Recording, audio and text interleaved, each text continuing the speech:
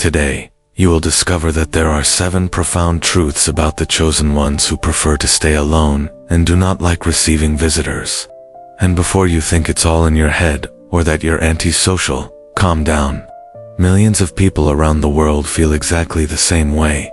That relief when someone cancels a visit, that subtle discomfort when someone knocks on your door unannounced, that feeling that you must protect your space as if it were sacred. What I will reveal in the upcoming truths will completely transform the way you perceive this trait, because what many call a social problem is, in reality, a clear sign that you are different, special, chosen for something greater, and this difference you feel is not a fluke's a gift. Perhaps you grew up hearing that you're too closed off, that you need to be more sociable, that something is wrong with you because you prefer to stay in your corner. Maybe you've forced yourself to smile when you didn't feel like it, to host people when everything inside you craved silence. You felt guilty for not managing to be like everyone else, for not finding pleasure in what others call fun. But what if I told you that your way of being is not a problem, but a purpose? That this sensitivity you carry, this need to protect your space, this preference for solitude are clear signs that you have a special mission in this life. The chosen ones have always been different. They have always preferred depth over superficiality, silence over noise, quality over quantity. You sense people's energies in a way that can be painful. Sometimes, you can tell when someone is lying, even when everyone else believes them. You pick up on vibrations that others don't even realize exist. Your home is not just a place where you live, it's your temple, your sanctuary, the only space where you can be completely yourself without a mask. And that's exactly why not everyone can enter. It's not coldness, it's not pride, it's protection. Protection of your energy, your peace, your essence, because you've learned, perhaps painfully, that not every presence deserves access to your inner world. Right now, as you listen to these words, you must already feel that recognition in your chest, that sensation of, finally, someone understands. And that's exactly it. Because these 7 truths I'm about to share are not theories. They are lived realities of people like you, chosen ones, who have discovered the value of honoring their true nature. Prepare yourself for a journey of self-discovery that will validate everything you've always felt but never knew how to explain. The first truth about the chosen ones who prefer to stay alone is that your home is not just a physical place, it's a spiritual sanctuary. While most people see their home as a place for rest or social gatherings, for you, it means much more. It's where you recharge your energy after facing an overwhelming world, where you speak to God in your own way, where your thoughts find order. Out there, the world demands too much from you. You feel everything with an intensity that can hurt. You pick up on the unspoken in conversations. You carry the weight of misplaced words. You absorb the energy of places, even when you try to protect yourself. It's as if your mind is always on, trying to decipher the invisible around you. That's why, when you come home, all you desire is peace. Peace in sound, peace in your surroundings, energetic peace. Your home is the only place where you can breathe deeply without worrying about outside vibrations. There, you don't have to smile out of politeness. You don't have to suppress what you feel. You don't have to play a social role. You are deeply connected to the environment where you live. You bring your prayers, your silences, your deepest reflections into it. Every corner has a purpose. Every detail carries a specific energy. When someone enters without awareness, it feels like everything becomes unbalanced, as if someone had placed a dirty hand on an altar. It's not an exaggeration. It's a real connection. You sense when something is out of place, when the energy of the space has shifted, when someone has touched your belongings without respect. And this doesn't happen because you're attuned to frequencies others don't even perceive. Often, after a visit, you need to light incense, open the windows, say a prayer, because you feel you must cleanse the space. Others find this strange, but you know it's necessary to restore your peace. That's why you avoid receiving visitors frequently, not out of a lack of affection for people, but out of an excess of awareness about the value of your personal temple. You're not distancing yourself from the world, you're preserving the place where your soul rests. Comment below which city you're watching from so we know how far this truth about the chosen ones reaches. It's important to know that this awareness is spreading and awakening special people like you. But there is a second truth, even deeper, about this sensitivity, and it will explain why you feel people's energy almost physically. The second truth is that you sense people's energy with an intensity that can be almost physical. It's not drama, it's not exaggeration, it's a visceral reality that only those who experience it understand. You may be smiling, conversing, maintaining the appearance of normality, but inside, you're processing every vibration, every frequency, every emotion coming from outside. When someone enters your home, it's not just a body walking in, it's an entire energetic field moving in. It's a whole new inner world intersecting with yours. And if that field is charged, chaotic, full of resentment, envy, anger, or anxiety, you feel it all like an emotional avalanche. You sense the restlessness of the person who can't stop talking. You sense the falseness hidden in a forced compliment. You sense the envy disguised as curiosity. You even sense the energy of someone who hasn't said a word but entered with a heavy heart, negative thoughts, or hidden intentions. The worst part, often, there's no way to explain this to anyone. How do you say, "I'm not okay because so-and-so stopped by for 10 minutes and disrupted my energy"? People don't understand. They think it's whimsy, dislike, or exaggeration. But only you know what it's like to have your home feel charged for hours, or even days after a brief visit. You have to retreat, meditate, pray, perform some energetic cleansing rituals, because even after the visitor leaves, their energy lingers, like an echo, like an invisible scent permeating everything. It's as if your home were a sponge, absorbing everything that enters. And this is where you've often learned, painfully, that not everyone can enter. It's not about being polite or impolite. It's about protecting your space, your field, your inner peace. It's about understanding that your sensitivity is a gift. And like any gift, it must be cared for tenderly. When you avoid receiving visitors, it's not coldness, it's self-protection. It's spiritual awareness. It's self-love elevated to the level of the soul. You've learned that your energy is precious and deserves to be safeguarded. This ability to sense energies is not common. It's a clear sign that you operate on a different frequency than most people. And this leads us to the third truth, which will show why silence is so important to you. The third truth is that your need for introspection is not shyness or a lack of sociability, it's spiritual survival. You need silence as much as you need air. You need solitude the way others need crowds. You're not avoiding people out of bitterness. You simply understand that there are moments when outside noise interferes with what's most precious within you. Your connection with your own essence is sacred. It's in this silence that you receive intuitions, clarity, visions about your life and purpose. It's where you hear the voice of God, your guides, the subtle signs that only stillness reveals. And when someone interrupts this moment, whether physically or with an unexpected visit, everything shatters. It's like being forcibly ripped away from a place of healing. You were there, conversing with your soul, processing the day's experiences, organizing your thoughts, and suddenly, you have to put on the social mask, smile, make conversation. The impact is devastating because you lose connection with yourself. When you're alone, you realign. You listen to what your body is trying to say. You understand the universe's messages.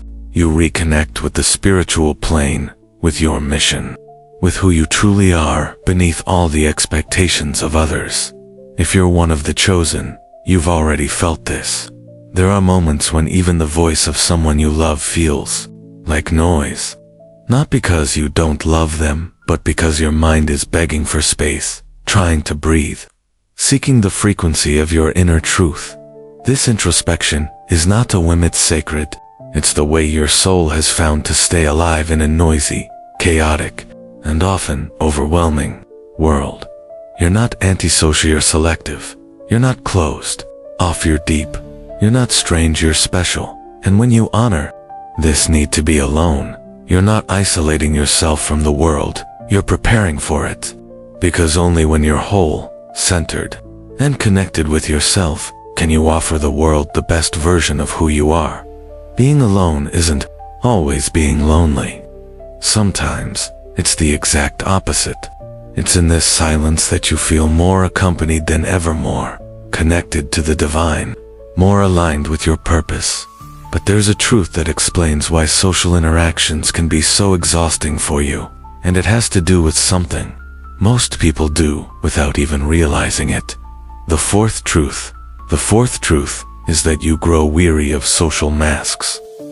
And it's not because you're antisocial, it's because pretending is more exhausting than being alone. Most social interactions revolve around roles: the polite one, the friendly one, the funny one, the helpful one, the perfect host. And every time someone enters your home, you feel the invisible weight of having to wear one of these masks. You have to smile when you don't feel like it. You have to listen to stories that mean nothing to you. You have to ask polite questions, even when your mind craves silence. You have to appear approachable when everything in you is begging to retreat. The problem is, you're not good at pretending for long. You tried out of affection, respect, or habit, but something inside you starts to shut down. Your soul wilts, your gaze dims, and when the person leaves, emptiness follows. A fatigue that isn't physical, it's an exhaustion of the soul, of energy, of the truth you've had to swallow to avoid being rude. And you know what hurts the most? Often, the visitor doesn't even notice. They arrive talking loudly, laughing, spreading energy everywhere, and you, quiet, smiling on the outside, are there absorbing it all in silence, inwardly forcing yourself to maintain harmony. Why don't you say anything? Because you know few would understand. Most would take it personally, think it's coldness or arrogance. But what no one sees is that you isolate yourself not out of pride but out of self-respect, because you've already forced yourself too much, trying to be pleasant. You've already guilt-tripped yourself too much for not managing to be like everyone else. The fifth truth is that the chosen one's home has a spiritual field, an energy that goes far beyond what the eyes can see. It's not just about the decor, the furniture, or the objects scattered around. It's something alive, pulsating, almost like an aura that envelops everything and reacts to the presence of those who enter. When someone crosses the threshold of your door, this energy responds. It may expand, close off, agitate, or protect itself depending on the intentions and vibrations of the visitor. You feel this deeply, even if you can't fully explain why. Your home functions as an extension of your soul. It's where you keep your memories, your wounds, your victories, and your most intimate fears. It's where you perform your rituals, where you pray in silence, meditate, cleanse energies, and reconnect your spirit with the divine. That's why your home doesn't just accept any presence. When someone enters with heavy, negative, or even distracted energy, that vibration can disrupt the entire energetic field of the space. And you feel it physically: pressure in your chest, unease in your stomach, thoughts that won't quiet down. You may try to hide it, to put on a polite face, but deep down, you know you must act quickly to restore harmony. That's why after certain visits, you feel the need to cleanse the energy, pray, or reset the frequency of the space. It's as if your home were a finely tuned musical instrument, and some people come in and throw everything out of tune, not out of malice, but because they don't realize the delicacy of the environment they're stepping into. They walk in like they're entering a bar, loud, touching things, unaware that they're in a temple. Every chosen one perceives this differently. Some feel it physically, others sense it intuitively, and others simply know when something has shifted in the air. But all share this awareness. The space they live in is sacred and deserves protection. That's why you avoid frequent visits. Every guest is a test for this invisible energy you guard so carefully. You prefer solitude because it is full of meaning. When you close your doors to visitors, you're protecting far more than walls and furniture. You're protecting your soul, your energetic field, your connection with the sacred dot. And this leads us to the sixth truth, which will reveal how all of this is actually a powerful act of self-care that few understand. The sixth truth is that behind this apparent rejection of visitors lies a powerful act of self-care one most people fail to see. Many interpret your reluctance to receive guests as indifference, coldness, or even pride. But the truth is, this attitude is a higher form of self-love. It's a sacred boundary you set to preserve your emotional and spiritual well-being. Have you ever stopped to think just how deeply your physical space is tied to your wellness? You know this better than anyone. When you feel your space has been invaded, even unintentionally, your body and mind instinctively retreat. This isn't a lack of hospitality. It's a natural defense mechanism. It's your way of saying, I need to protect myself so I can remain whole and at peace. This self-care isn't something you chose overnight. It's the result of many experiences, times you didn't know how to say no. Moments you opened your door and lost energy. Situations where too many visitors brought more chaos than joy. Instances where you forced yourself to please others and then spent days recovering. You've learned that there is no greater love than the love you have for yourself. Because if you don't take care of you, who will? If you don't respect your boundaries, who will? If you don't honor your need for silence, who will? So when you choose not to receive visitors, it's not because you don't value friendship or because you want to disconnect from the world. It's because you understand that your priority is your inner peace. It's because you're learning to respect your limits so you can walk through life strong, light, and true-lined with the journey you were chosen to walk. And this truth, as simple as it may seem, changes everything. Because once you realize that self-care isn't selfishness, but a spiritual responsibility, you stop feeling guilty for your choices. You understand that you're doing what must be done to keep your light burning, your energy clear, and your connection with the sacred alive. And this isn't just good for you, it's good for everyone around you. Because only then can you offer the world the best version of yourself. But there is a seventh and final truth. One that will complete this understanding and reveal the true purpose behind all this special sensitivity you carry. The seventh truth is that your preference for solitude and avoiding visitors is not a flaw to fix, but a clear sign of your spiritual purpose in this life. You're not like most people because you weren't meant to live an ordinary life. Your soul chose a different mission, one that's deeper, more connected to dimensions most can't even perceive. Your extreme sensitivity, your ability to feel energies, your need to protect your sacred space, your struggle with social masks, all of these are traits of the chosen ones. You were sent here to raise the frequency of the planet anchor light in difficult times, serve as a bridge between the material and spiritual worlds. That's why you don't fit into normal social molds. That's why parties feel meaningless to you. That's why shallow conversations exhaust you. That's why dense energies hurt you. You operate on a higher, more refined frequency, one deeply connected to the sacred. When you protect your solitude, you protect your mission. When you avoid unnecessary visits, you preserve your energy for what truly matters. When you honor your need for silence, you create space to receive divine guidance. You're not isolating out of fear or laziness. You're preparing, strengthening, aligning with your deepest truth. Like a monk retreating to a monastery, you've realized that sometimes you must step away from the noise of the world to hear the voice of God. And do you know the most beautiful part? When you honor this nature of yours, when you stop forcing yourself to be like others, when you embrace your differences as gifts you automatically give other chosen one's permission to do the same, your authenticity becomes a beacon for those still lost, trying to fit in where they don't belong. Your courage to be different inspires others to claim their truth too.